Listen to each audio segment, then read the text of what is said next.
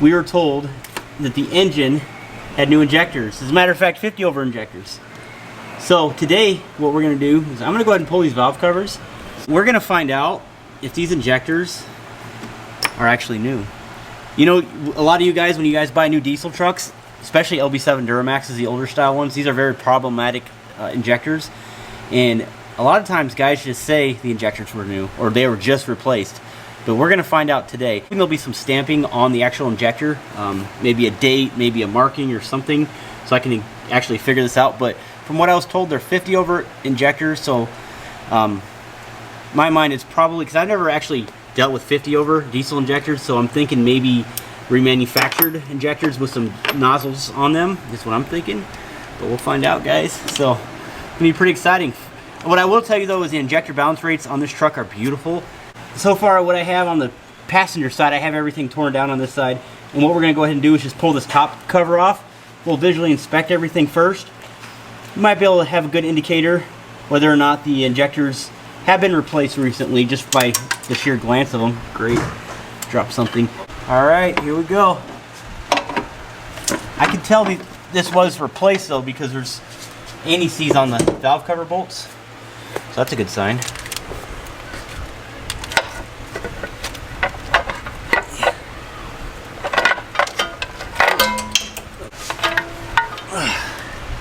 It's clean. I mean, really clean. The insides of these boards right here, where the actual high pressure is, it's really clean. Usually when you pull the injection lines, you pull the valve covers and such on these LB7s, the insides of these are really nasty and just full of deposit.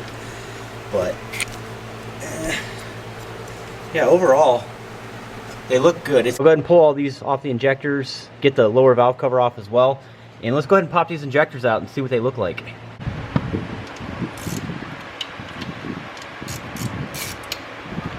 I tell you what though, I hate working on LB7s when it comes to actually pulling the injectors. No fun at all.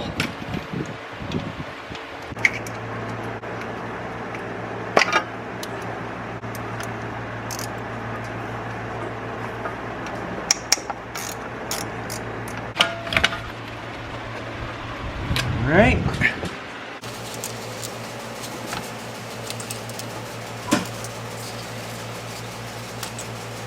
So if you guys don't get anything out of this video, let me show you this. So this right here is for an air hammer.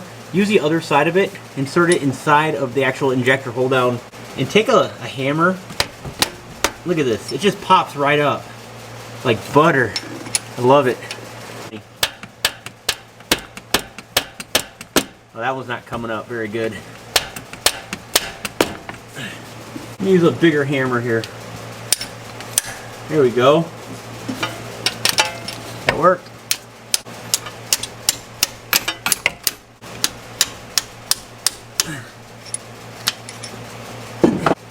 It's a really good way to do it. Wow, this injector looks brand new.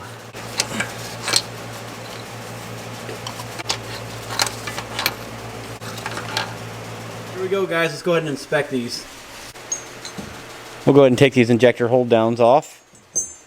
But like I said, you know, I've done this numerous times, pulling injectors out of an LB7. It's actually etched in right to the actual injector itself. It says GBR and it says 0117, which clearly is stamped on there as a date.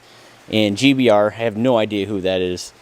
But either way, these are going to be sent in. I want to do remanufactured, but I will do a little more research. Let me know in the comments if you've ever heard of this company. I'll do some more research too. Again, I just pulled them out. Never heard of the company, which isn't always a good thing. Worst case scenario, if I'm not feeling it, I might as well go ahead and just go, you know, Bosch, you know, some good stuff. And we are definitely looking at 100 over injectors. We're going to be doing a massive fuel upgrade. To me, it's massive because I've never had feeling like that. Guys, we have a 10 millimeter Exergy CP3 pump in this LB7. I'm thinking if we can install 100 over fuel nozzles on this thing, this truck is going to scoot. But the good thing is the gentleman that sold me the truck was absolutely correct. These were actually replaced. So just a quick heads up, we are back and I have the driver's side done. I'll be honest with you guys, the passenger side literally takes half the time. This right here is a beast, so If you've never replaced injectors on one of these trucks, it's definitely not fun on the driver's side. But either way, it's all done. All these came out very simple, no issues at all. Absolutely zero issues, especially if you use my method with that little air chisel thing that, you put it in the injector hold down, hit it with a hammer, it comes right out. But I actually have them laid out right here on my little table, all the injector lines and such. I'm actually going to be replacing all these little nuts and bolts.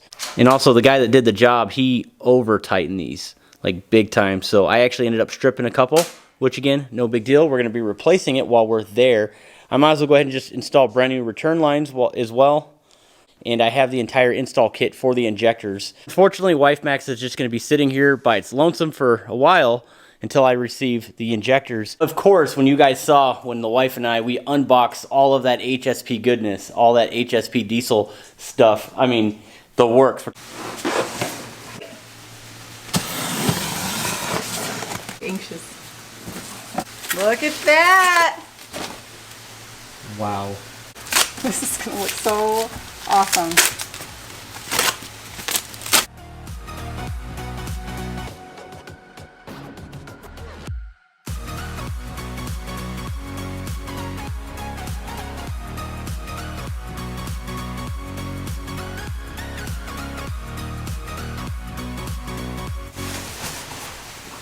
Valve covers, which is obviously a big reason. Guys, I'm pulling valve covers on an LB7. Why not address those injectors? I mean, it's a must. You're already halfway there, you know what I mean? So just go for it. I mean, an extra 5 hours in labor, really not that big of a deal. So that's what we're doing on that. That's exactly why I'm making this video as well.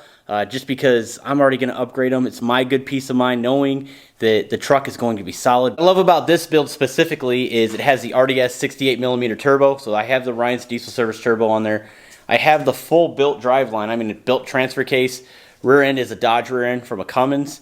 Also, Mark, of course, rebuilt the rear end on this one right here. And we have a built transmission, a Goren triple disc torque converter. We're talking a 850 horsepower build here. So it's really hard to tell if this is going to be a street truck or a race truck. I have no idea. But a lot of you guys are saying lift it, this and that. No, I'm not going to lift this truck. This is going to be a completely stock truck. I'm going to put some nice flashy wheels on it, which, guys, please stay tuned for that.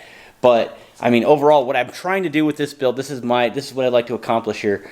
I'd like to get all the stuff that needs to get replaced done. I want to already get this truck built. I mean, I already have the frame looking good, but I don't have the truck looking good. Don't get me wrong, I do care what it looks like, but what I'm trying to say is half the battle's already done. We get the truck built, done, ready to go, then I can focus on the actual looks.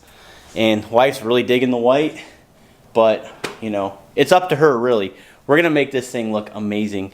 But the good thing is the injectors were new. That's pretty cool. Back to some of my older videos, Mark at Kodiak Truck in Wisconsin, he pulled the transmission and we were gonna find out if the transmission was actually built when we bought the truck. And unfortunately, the transmission was not built. We could tell something was gone through, but it was not a built transmission. So that's why there was a little bit of a question mark, so that's why I made this video. If you guys are interested in key tags, t-shirts, stuff like that, make sure you guys check out the link in the description below, truckmasterdiesel.com. It really helps me fund some of these builds. But that's all the time that I have for today. We'll see you guys on the next video. Stay tuned. Off a lantern that's going to go up in the sky to represent each one of the armed services. And so when we call your branch, if you'll stand, we want to give you a round of applause. And there's also going to be a blast of a train horn. So if you frighten easy, cover your ears a little bit. It's all our U.S. Army veterans. All our U.S. Marine Corps veterans. All our U.S. Navy veterans. Our U.S. Air Force veterans. The Air Force is in the air. Next, we want to recognize our U.S. Coast Guard veterans.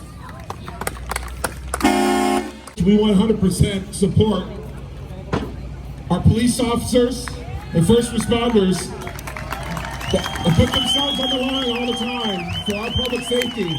And all our other municipalities here for the wonderful job that they do protecting Shiawassee County.